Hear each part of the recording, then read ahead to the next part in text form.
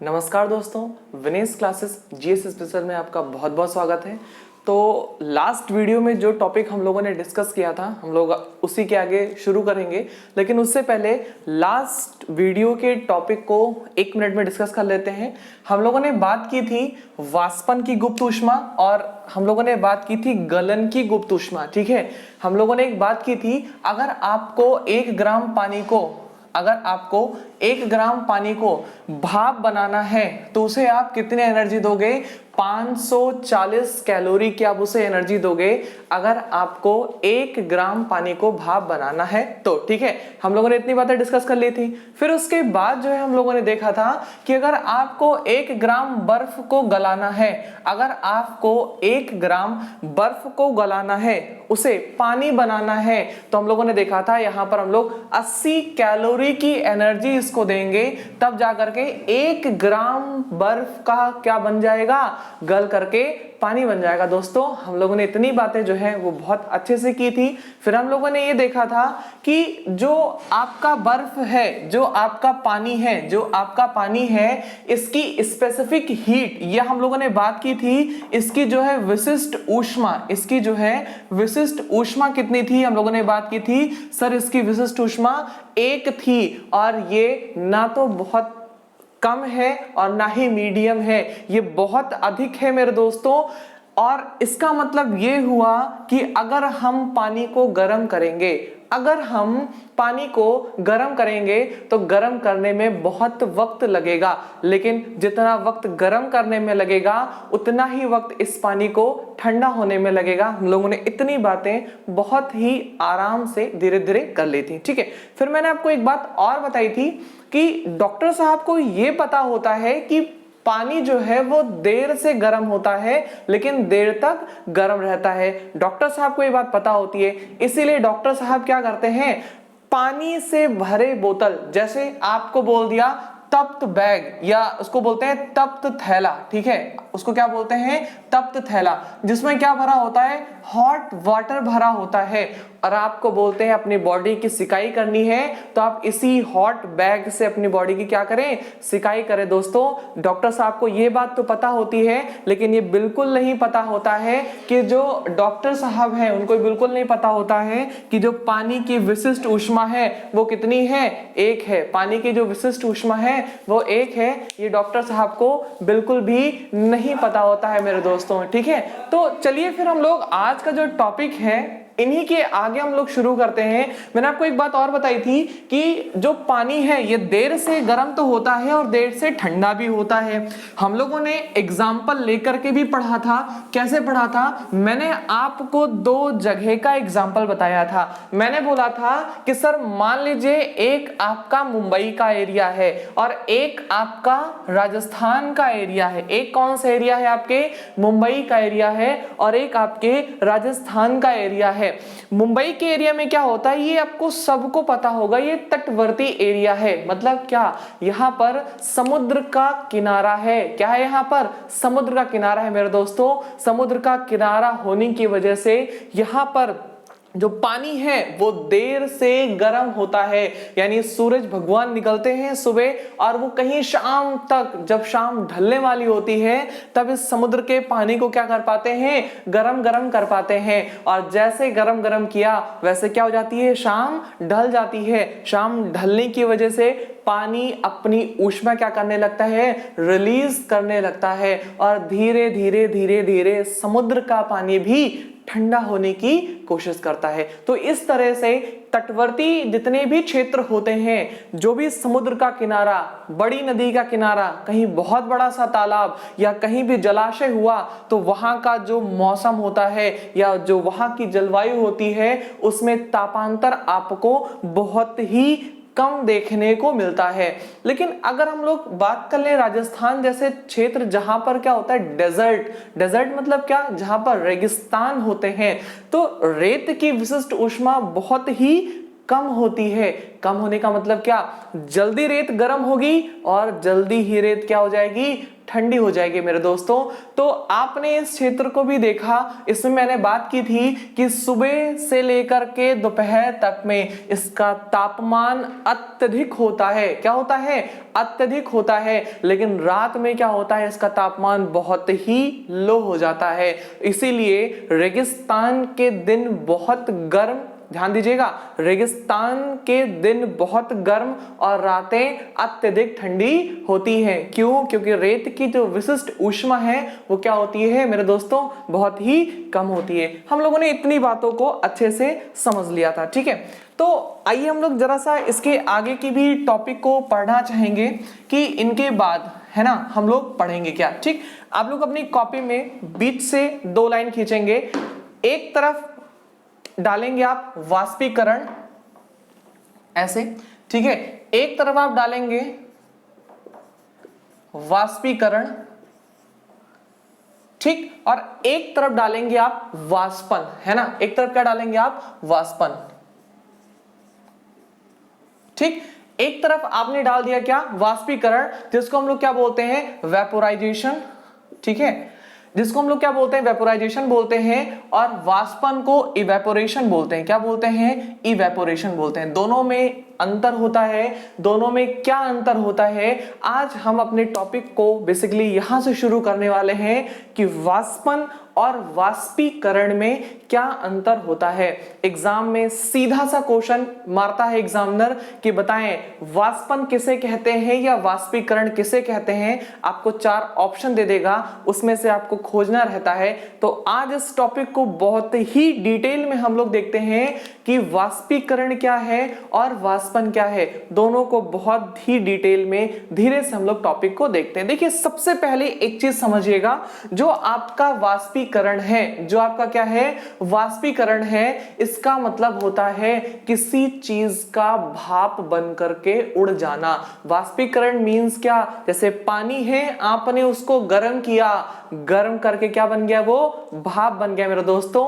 इसको हम लोग क्या बोलते हैं कि ये है आपका वाष्पीकरण। ये क्या है? आपका वाष्पीकरण है। जबकि वाष्पन का मतलब क्या होता है? इसका मतलब भी होता है कोई द्रव जो है वो गैस में परिवर्तित हो जाए, उसे भी वाष्पन ही कहते हैं। लेकिन अब दोनों टॉपिक्स में आपको मैं डिफरेंस बताने की कोशिश करूंगा कि वाष्पीकरण अलग चीज होती है और वाष्पन जो है वो अलग चीज होती है। हालांकि ये चीजें हम लोगों ने पहले वीडियोस में वाष्पीकरण समझा था, वाष्पन समझा था। अगर आपने वो वीडियो नहीं देखा है तो प्लेलिस्ट एक फिजिक्स की बनी हुई है, मैं लिंक डाल देता हूं डिस्क्रिप्शन बॉक्स में। आप बड़े आराम से उस प्लेलिस्ट में जाइए। ऊष्मा टॉपिक जो आपका हीट टॉपिक है, basically railway, group D, RRB, CDS के लिए बहुत ही इंपॉर्टेंट क्लासेस हैं। सारी क्लासेस आप देखिए बहुत अच्छे से, ठीक है। आप समझिएगा।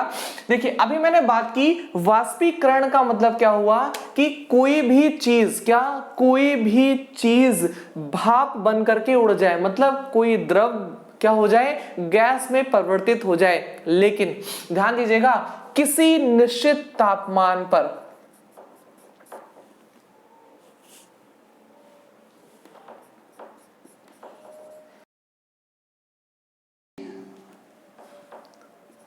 किसी निश्चित तापमान पर किसी द्रव का गैस में परिवर्तन। ध्यान दीजिएगा, बहुत ही इंपॉर्टेंट और बहुत ही अच्छी चीज है ये।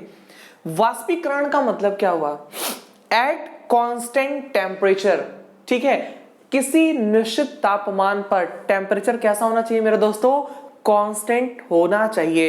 Eight constant temperature any liquid tends to gas, that is called vaporization. उसे हम लोग क्या कहते हैं? वेपोराइजेशन कहते हैं। एक चीज इसमें आपको ध्यान रखनी है, टेम्परेचर कैसा होगा? निश्चित होगा, एक कांस्टेंट टेम्परेचर होगा। जैसे कहेंगे सर हमको एग्जांपल बताइए, बिना एग्जांपल के हमारे दिमाग में नहीं घुसता, तो भैया एग्जांपल ले लो। जैसे पानी है, आपने कहा हाँ सर पानी तो है, पानी जो है ये 100 डिग्री सेल्सियस पर उबलने लगता है। और उबलने का मतलब आप समझ सकते हैं कि जो पानी है ये बन जाता है भाप, और अगर पानी जो है ये बन गया क्या, आपका भाप बन गया, तो ये तो है आपका लिक्विड यानी है ये द्रव, और ये क्या है आपका, ये है आपका गैस। ठीक, तो किसी निश्चित तापमान पर, और आपको बहुत अच्छे से पता है जब तक आपका टेम्परेचर 100 डिग्री सेल्सियस नहीं होगा मेरे दोस्तों, जब तक आपका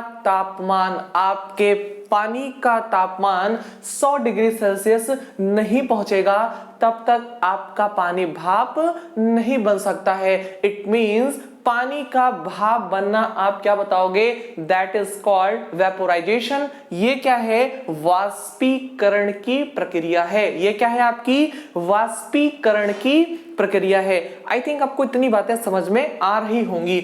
आपने कहा सर पानी का तो सारे लोग बताते हैं, आप मुझे कुछ ऐसा एग्जांपल दीजिए, जैसे मैंने बोला पारा, हाँ वेरी गुड, पारा क्या होता है, पारा भी जब आप इसको 370 डिग्री सेल्सियस पर गर्म कर दोगे ना, पारे को भी अगर आपने 370 डिग्री सेल्सियस पर गर्म कर दिया तो पारा भी बन जाएगा आपका भाप। अल्कोहल, दारू को अगर आपने गर्म कर दिया 78 डिग्री सेल्सियस पर, तो अल्कोहल भी भाप बनकर क्या हो जाएगा, उड़ जाएगा मेरे दोस्तों। तो ये चीज समझिएगा, वाष्पीकरण का मतलब क्या होता है, किसी निश्चित तापमान पर, एट कांस्टेंट टेम्परेचर, क्या होता है, किसी निश्चित तापमान पर कोई द्रव जब गैस में परिवर्तित हो जाता है तो उसे हम लोग क्या कहते हैं, उसे हम लोग कहते हैं वाष्पीकरण। क्या बोलते हैं उसे हम लोग, वेपोराइजेशन बोलते हैं। अच्छा इधर आ जाओ, वाष्पन जस्ट है तो यही चीज है ना, इसमें भी द्रव क्या होता है, गैस बनता है, लेकिन देखिएगा इसमें एक छोटी सी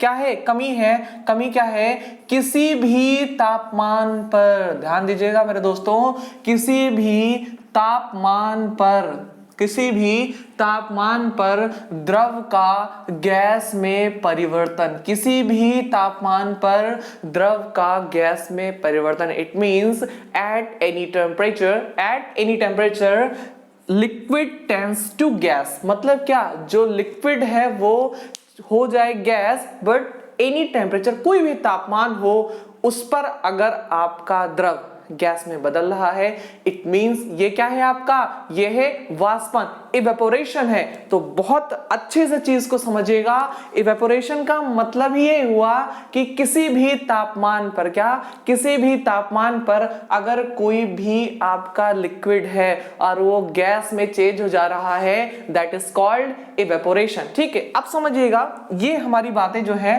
हम आपको ऐसे एग्जांपल दे सकते हैं, जैसे सपोज दैट आप ने गर्मियों में, मान लो गर्मी का मौसम चल रहा है, आपने गर्मियों में छत के ऊपर चिड़िया, कौओ, इन सब के लिए जो है किसी पात्र कोई भी हो, है ना, मिट्टी का पात्र हो, स्टील का पात्र हो, किसी भी बर्तन में आपने छत पर पानी रख दिया।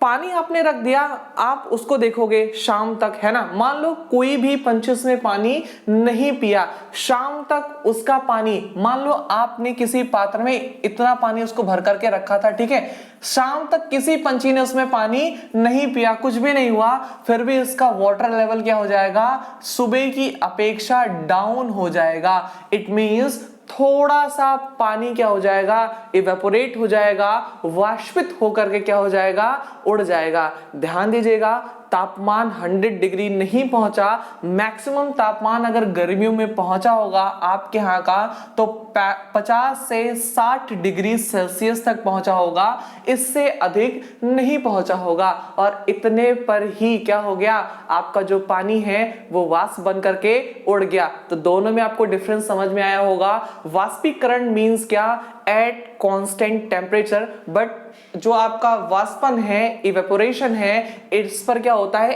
एट एनी टेम्परेचर, किसी भी तापमान पर कोई द्रव अगर गैस में परिवर्तित होता है मेरे दोस्तों, तो उसे आप क्या कहते हैं, उसे बोलते हैं वाष्पन, या क्या बोलते हैं उसे, इवेपोरेशन बोलते हैं। तो एक तो ये बात हो गई। दूसरी, हम लोगों का पसीना भी तो सूखता है। मान लीजिए जो गर्मी है, गर्मी में बहुत ज्यादा पसीना होता है, आप पंखे के नीचे आ गया, आहा क्या ठंडा ठंडा मिल रहा है ना, तो वो क्या होता है, तापमान आपके बॉडी का 100 डिग्री नहीं पहुंचा है, या जो आपकी सराउंडिंग है उसका 100 डिग्री नहीं पहुंचा है।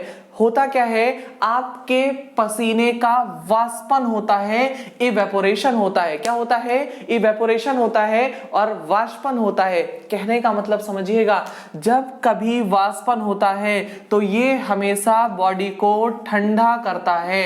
इस बात को नोट कर लीजिएगा, जब कभी वाष्पन होता है तो ये बॉडी को क्या करता है? कूल करता है, ठंडा करता है ये आपकी बॉडी को। ऐसा क्यों है? ध्यान दीजिएगा, जब वाष्पन की प्रक्रिया होती है तो इसको भाप बनने के लिए 100 डिग्री सेल्सियस तो तापमान मिला नहीं, इसको कहीं ना कहीं से एनर्जी चाहिए होती है। एनर्जी के लिए क्या करता है? जिस जगह पर है ये, जिस जगह पर है उस जगह से एनर्जी क्या करता है? ये एब्जॉर्ब करने लगता है। इट मींस अगर ये मान लीजिए आपकी बॉडी है, यहां बना दे रहे, ये मान लीजिए आपकी बॉडी है, ठीक है, ये मान लीजिए आपकी बॉडी है, आपकी बॉडी, ठीक है, ये मान लीजिए आपकी बॉडी है, आपकी बॉडी पर अगर पसीना हो रहा है, माथे पे बहुत सारा पसीना होता है लोगों के, है ना, ये आपकी बॉडी पे पसीना हो रहा है। अब इस पसीने के जो पानी है इसको उड़ना है, इवेपोरेट होना है, तो उड़ने के लिए क्या करेगा? आपकी ही बॉडी से ऊष्मा को ये एब्जॉर्ब कर लेगा, हीट को ये क्या कर लेगा? एब्जॉर्ब कर लेगा। और आपको पता है, हीट अगर एक जगह से दूसरे जगह गई तो आपको ठंडक का एहसास होगा। कैसा एहसास होगा? ठंडक का एहसास होगा। इसीलिए जब बॉडी का पसीना जो है ये हवा में उड़ता है या ये इवेपोरेट होता है या वाष्पन होता है इसमें, तो क्या हो जाता है? ये आपका वाष्पन होने की वजह से आपकी बॉडी को कैसा महसूस होता है? ठंडा ठंडा, कूल कूल महसूस होता है दोस्तों। तो यही डिफरेंस है आपके वाष्पीकरण और वाष्पन में। वाष्पीकरण का मतलब होता है एट कांस्टेंट टेम्परेचर और वाष्पन का मतलब होता है एट एनी टेम्परेचर। किसी भी तापमान पर द्रव का गैस में बदलना, that is called evaporation. Eight constant temperature, अगर कोई कांस्टेंट टेम्परेचर पर कोई लिक्विड है वो गैस में चेंज हो गया है, दैट इज कॉल्ड वेपोरेशन। उसको हम लोग क्या बोलते हैं? उसको हम लोग बोलते हैं वेपोरेशन। ठीक है, एक तो ये डिफरेंस रहा। एक और डिफरेंस है, ध्यान दीजिएगा हमारी बात को। जब आप पानी को जो है देते हैं टेम्परेचर, जब आप पानी को क्या देते हैं? तापमान देते हैं, तो आपने मान लीजिए कोई पात्र रखा, ऐसे करके कोई पात्र रख दिया, ठीक है। अब इस पात्र को नीचे से आग जला दी, है ना। इस पात्र के जो है इसमें पानी भरा हुआ था, आपने इस पात्र के नीचे क्या कर दिया? आग लगा दिया, ठीक है, मतलब इसके नीचे किसी चीज से आग लगा दी। अब जब ये पानी गर्म होता है तो यहाँ पर एक चीज ध्यान दीजिएगा, ये आपके हमेशा काम आएगा। पानी या हवा जब गर्म होती है तो ऊपर उठने की कोशिश करती है। ध्यान दीजिएगा, जब पानी या हवा जब गर्म होती है, हॉट होती है, तो ऊपर उठने की कोशिश करती है। ज्योग्राफी में जब मैं ज्योग्राफी की टॉपिक को पढ़ाऊंगा तो आपको पूरा का पूरा, जब मैं क्लाइमेटोलॉजी पढ़ाऊंगा, मौसम विज्ञान पढ़ाऊंगा, जेट स्ट्रीम पढ़ाऊंगा, तो ये आपको वहां पर बहुत काम देगा कि हवा गर्म होकर के क्या होती है? ऊपर उठती है। और जो ठंडी हवा होती है या जो ठंडा पानी होता है, ये क्या होता है? भारी होने की वजह से नीचे बैठने का काम करता जाता है। इसीलिए आजकल जो चलन में एसी है, एयर कंडीशनर है, वो आपकी स्प्लिट एसी, जो छतों में एसी लगी होती है, वो ज्यादा कारगर मानी जाती है। क्यों? क्योंकि वो ऊपर के हवा को ठंडा करने की कोशिश करती है और ठंडी हवा नीचे बैठती है। ठंडी हवा क्या होती है? नीचे बैठती है और नीचे की गर्म हवा जाती है ऊपर, फिर से एसी इसको ठंडा कर देता है, फिर वो नीचे आती है। इस तरह से पूरा का पूरा एक चक्र पूरा होता है और इस चक्र के कारण पूरा जो आपका कमरा है वो एक सामान्य रूप से क्या हो जाता है? ठंडा हो जाता है। जबकि जो खिड़की वाली एसी होती थी, विंडो एसी, उसमें क्या होता था? वो एक निश्चित ऊंचाई पे लगी होने के कारण, निश्चित ऊंचाई पे लगे होने के कारण उस ऊंचाई की हवा को ठंडी करती थी। वो हवा नीचे बैठती थी, गर्म हवा ऊपर जाकर के बैठ जाती थी। गर्म हवा क्या होती थी, उस एसी के ऊंचाई पर जाकर के बैठ जाती थी, तो एक ही कमरे में दो तापमान हो जाते थे, ऊपर का तापमान अधिक और नीचे का तापमान कम हो जाता था। इसीलिए आजकल चलन में जो है वो छत वाली एसी लोग ज्यादा लगवाते हैं। आइए इसको देखते हैं। अब मान लीजिए आपने इस पात्र में रखे पानी को हीट देना शुरू किया। जब आप हीट देंगे तो नीचे से आपने हीट दिया, नीचे से आप इसको क्या दे रहे हो, एनर्जी दे रहे हो। जैसे इसका तापमान 100 डिग्री सेल्सियस पहुंचा, जैसे ही इसका टेम्परेचर क्या हुआ, 100 डिग्री सेल्सियस पहुंचा, पानी भाप बन करके उड़ने लगा। ऊपर का पानी भाप बन करके उड़ गया, नीचे से फिर पानी आया, वो भी भाप बन करके उड़ गया, फिर नीचे से पानी आया, वो भी भाप बन करके उड़ गया। या आप यूं कह सकते हैं कि सर जो वाष्पीकरण की प्रक्रिया होती है ये पूरे के पूरे द्रव में होती है। ये क्या होती है सर, पूरे के पूरे द्रव में होती है। आप एक लाइन इसमें लिख भी सकते हैं, लिखेंगे वाष्पीकरण की प्रक्रिया पूरे के पूरे द्रव में होती है, जबकि जो आपकी वाष्पन की प्रक्रिया है। अब मुझे एक बात बताइए, अगर आपकी बॉडी का पसीना सूखता है तो क्या सतह का ही पसीना सूखता है कि पूरी बॉडी का पानी बन करके उड़ जाता है? ऐसा तो होता नहीं है। सिर्फ आपकी सतह यानी जो आपकी स्किन है, जो आपकी त्वचा है, त्वचा के ऊपर का ही पसीना क्या होता है, उड़ता है। आपने पात्र में पानी रखा था चिड़ियों के लिए, तो जो उड़ा ये सतह का ही तो पानी उड़ा था कि पूरे के पूरे पात्र का पानी उड़ा था? सिर्फ सतह का होता है दोस्तों। इसीलिए कहा जाता है कि जो वाष्पन की प्रक्रिया होती है ये सिर्फ सतह पर होती है। सेकेंड पॉइंट आप इसमें ऐसे लिख सकते हैं कि वाष्पन की प्रक्रिया सदैव कहां पर होती है, सदैव ये सतह पर होती है। सतह से नीचे इसकी प्रक्रिया संभव नहीं है। तो आपको मैंने दो बातें बताई। एक, वाष्पीकरण क्या होता है, किसी निश्चित तापमान का द्रव का गैस में बदलना, ये होता है आपका वाष्पीकरण। ठीक है, आपका वाष्पन क्या होता है, किसी भी तापमान पर द्रव का गैस में बदलना, ये हो गया आपका वाष्पन। सेकेंड चीज मैंने आपको बताई कि जो आपकी वाष्पीकरण की प्रक्रिया होती है पूरे के पूरे द्रव में ये प्रक्रिया होती है, जबकि जो वाष्पन की प्रक्रिया होती है ये सिर्फ सतही प्रक्रिया है। सिर्फ कहां पर होती है दोस्तों, सतह पर होती है, बाकी और कहीं नहीं होती है। हम ऐसे भी कह सकते हैं बहुत सारे हमारे चाहने वाले ऐसे होते हैं जो सिर्फ क्या होते हैं, सतह से आपका भला करने के लिए कहते हैं। अंदर ही मन में वो कहते रहते हैं ना भला हो तो अच्छा है, लेकिन वो क्या होते हैं, ऊपर आपके मुंह पे कहते हैं अरे हाँ ठीक है आप बहुत अच्छा कर रहे हैं और आप बहुत ही आगे जाएंगे। तो ये चीज समझिएगा, उनके अंदर जो है वो वाष्पन है, मतलब सिर्फ वो सतह से आपकी भलाई करने की कोशिश करते हैं, जबकि आपके माँ बाप और जो अच्छे मित्र होते हैं उनके अंदर क्या होता है, आपका वाष्पीकरण होता है। वो पूरे के पूरे अंतर मन से ये चाहते हैं कि आप जरूर सफलता प्राप्त करें और अपने लक्ष्य को प्राप्त करें। ठीक है, तो आई थिंक आपको अंतर ये समझ में आ गया होगा। वाष्पीकरण माँ बाप, भाई बंधु, दोस्त जो कि क्या पूरे के पूरे मन से चाहते हैं आप आगे बढ़े। वाष्पन क्या, ऐसे मित्र जो कल पिज्जा की दुकान पर मिले थे, परसों चाउमीन की दुकान पर मिले थे, वो क्या होते हैं, वो आपको पूरे मन से आगे बढ़ता हुआ नहीं देख सकते हैं दोस्तों। तो ये चीजें आई थिंक आपको अंतर जो है वो समझ में आ गया होगा। ठीक है, तो आइए हम लोग फिर इसके आगे थोड़ा सा और डिस्कस करते हैं। ठीक, इसी में देखते हैं। अच्छा मुझे एक बात बताइए, इसको थोड़ा सा मिटाते हैं फिर उसमें देखते हैं।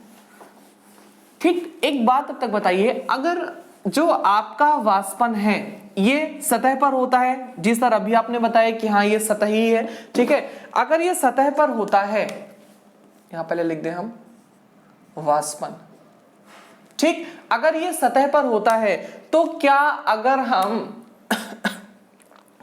हम 1 लीटर पानी एक कटोरे में ले लें, है ना, एक कटोरे में ले लें, मान लो 1 लीटर पानी एक कटोरे में ले लिया, और वही 1 लीटर पानी एक बड़े से किसी पात्र में, इसको हम लोग बोलते हैं परात, यूपी के लैंग्वेज बोलेंगे क्या इसे, परात में ले लिया, है ना, तो किसमें वाष्पन की दर अधिक होगी? तो आप तुरंत बता दोगे सर वाष्पन की दर जिसका क्षेत्रफल अधिक होगा, जिसका क्या अधिक होगा सर, क्षेत्रफल अधिक होगा, उसमें वाष्पन की दर भी क्या होगी, अधिक होगी। आप बड़े आराम से इस बात को बता सकते हैं। इट मींस ऐसे आप थर्ड पॉइंट लिखेंगे, क्षेत्रफल बढ़ाने पर, आप लिखेंगे क्षेत्रफल बढ़ाने पर, क्षेत्रफल बढ़ाने पर वाष्पन की दर भी बढ़ जाती है, वाष्पन की दर भी बढ़ जाती है, वाष्पन की दर भी बढ़ जाती है। तो ध्यान दीजिएगा, जैसे जैसे आप क्षेत्रफल बढ़ाएंगे, जैसे जैसे आप क्षेत्रफल बढ़ाएंगे, वाष्पन की दर भी क्या होगी, बढ़ जाएगी। एग्जाम में क्वेश्चन ऐसे आता है कि क्षेत्रफल बढ़ाने पर वाष्पन की दर डैश होगी, पहला ऑप्शन रहेगा बढ़ेगी, घटेगी, वही रहेगी, या नन ऑफ दिस, कह नहीं सकते। तो इस तरह से आपके बहुत प्यारे प्यारे क्वेश्चंस आपको एग्जाम में देखने को मिल जाएंगे कि क्षेत्रफल बढ़ाने पर वाष्पन की दर बढ़ जाती है, क्यों बढ़ती है वो अभी आपने यहां पर देख लिया। ठीक है, ये तो मतलब एक चीज हो गई कि क्षेत्रफल जैसे हम बढ़ाएंगे वाष्पन की दर क्या हो जाएगी, बढ़ जाएगी। अच्छा मुझे एक बात बताएं, ठीक है, यही पात्र ही लिए रहते हैं, ठीक है, ये पात्र एक ही लेंगे, दोनों पात्र नहीं लेंगे, एक ही बर्तन यूज करेंगे। अगर मैंने कहा कि सर मुझे एक बात बताइए कि टेम्परेचर, अगर तापमान हम बढ़ा रहे हैं, ठीक है, अगर हम क्या कर रहे हैं, तापमान बढ़ा रहे हैं, तो वाष्पन की दर बढ़ेगी या घटेगी? समझिएगा हमारी बातों को।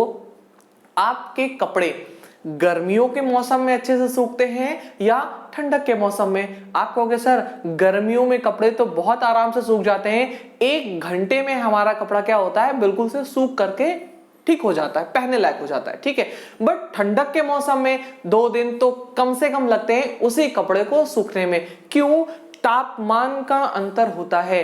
क्या अंतर होता है सर? ठंडक में तापमान कम होता है, 12 degree Celsius, 13 degree Celsius, 9 degree Celsius, जबकि गर्मियों में तापमान 30, 35, 40 डिग्री सेल्सियस तक होता है। इट मींस तापमान बढ़ाने पर, क्या लिखेंगे अगला पॉइंट, तापमान बढ़ाने पर वाष्पन की दर भी क्या होती है, वाष्पन की दर भी बढ़ जाती है। तापमान बढ़ाने पर वाष्पन की दर भी क्या होती है, बढ़ जाती है। मेरे दोस्तों इस चीज को ध्यान रखिएगा, तापमान बढ़ाने पर वाष्पन की दर भी बढ़ती है। अगला पॉइंट ऐसे आप लिख लेंगे, मोस्ट मोस्ट मोस्ट इंपॉर्टेंट, ये सारे के सारे आपके लिए पॉइंट है जो एग्जाम पॉइंट ऑफ व्यू से बहुत ही ज्यादा इंपॉर्टेंट है। तो ये 2 बातें हो गई, सतह का क्षेत्रफल बढ़ाएंगे वाष्पन की दर बढ़ेगी। दूसरी बात हम लोगों ने कर ली कि अगर हम लोग क्या करेंगे, तापमान को बढ़ाएंगे तो वाष्पन की दर भी क्या हो जाएगी, आपकी बढ़ जाएगी। तीसरा पॉइंट अगर हम आपसे पूछें, हवा की चाल, क्या ये हवा की चाल पर भी निर्भर करता है? तो ध्यान दीजिएगा, अगर हवा तेज चलेगी, आप ऐसे लिख सकते हैं कि हवा की चाल में वृद्धि होने से वाष्पन की दर भी क्या हो जाती है, बढ़ जाती है। आप ऐसे लिखेंगे वायु, लाइक मैं से लिख दूं, एक सेकेंड, आप ऐसे लिखेंगे वायु की चाल में वृद्धि होने से वाष्पन की दर, क्या, वाष्पन की दर भी बढ़ जाती है। बहुत ध्यान से समझिएगा, गर्मी का ऐसा दिन जिसमें बहुत ज्यादा धूप ना हो, बदरी जैसा माहौल हो, लेकिन अगर हवा चल रही होती है तो आपके कपड़े क्या होते हैं, सूख जाते हैं। आपके कपड़े क्या होते हैं, सूख जाते हैं। तो आप क्या कहते हैं, हवा चलने की वजह से कपड़े क्या हो गए, सूख गए। ठंडक के दिनों में भी अगर हवा चलती है तो कपड़े सूखने के आपके चांसेस ज्यादा रहते हैं। इट मींस अगर आपने वायु की चाल को बढ़ा दिया, हवा की चाल को बढ़ा दिया, तो वाष्पन की दर भी क्या हो जाएगी, बढ़ जाएगी। मेरे दोस्तों तो 2 बातें हो गई थी, ये तीसरी बात, पहली बात क्या हम लोगों ने देख ली कि अगर हम क्षेत्रफल बढ़ाएंगे तो वाष्पन की दर बढ़ जाएगी। अगली बात हम लोगों ने देखी कि अगर हम क्या करेंगे, तापमान में वृद्धि करेंगे तो भी वाष्पन की दर बढ़ जाएगी। तीसरी बात हमने देखी, अगर हवा की चाल में वृद्धि करे, वायु की चाल में अगर हमने वृद्धि की तो वाष्पन की दर भी क्या होती जाएगी दोस्तों, बढ़ जाएगी। हम लोगों ने इतनी बातें जो है बहुत अच्छे से देख ली। और एक बात हम लोगों ने इसमें की थी, वाष्पन सदैव आपको ठंडक पहुंचाता है, इसीलिए आपको पसीना जब होता है और पसीना सूखता है तो आपकी बॉडी कैसी होती है, ठंडक का एहसास करती है। इसमें एक पॉइंट हम आपसे और जरा सा पूछना चाहेंगे। मान लीजिए हवा में आर्द्रता हो गई, आर्द्र वायु है, क्या है आपकी, आर्द्र वायु है। आर्द्र का मतलब होता है नमी होना, आर्द्र का मतलब क्या होता है, नमी होना।